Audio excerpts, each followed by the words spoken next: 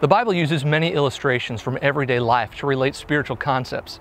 And one of the most revealing is Peter's illustration of the devil like a lion. Stay alert, Peter warned. Watch out for your great enemy, the devil. He prowls around like a roaring lion looking for someone to devour.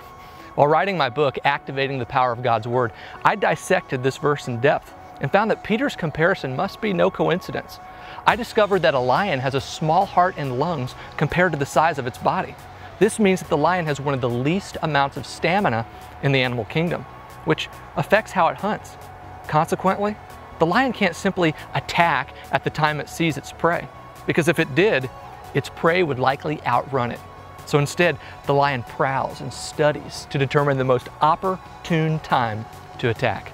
Finally, when the lion decides to go for the kill, it does so by jumping up on its victim's head in order to get to its mouth to suffocate it. The spiritual parallels for how the devil attacks each of us can't be missed. Like the lion, he learns our weaknesses to know how and when to attack. Then, when he's ready, the devil goes for our heads, our minds, in order to get to our mouths, to silence our voices and steal our testimonies. But this doesn't have to be the outcome. As I explore much further in my book, the way wildlife experts say we should face a potential attack by a lion in the wild reveals so much about how we deal with the devil today. The first step, experts say, to take when a lion begins to roar is to stay calm and think clearly. Easier said than done, I'm sure. But spiritually speaking, when the devil looks ready to take you down, peace is found by running God's truths through your mind. Secondly, when the lion threatens to charge, the experts say it's time to open your mouth and shout, to appear like a threat. And it's the same in our spiritual battles. When Satan assaults with accusations, open your mouth with declarations and praise about who God says that you are.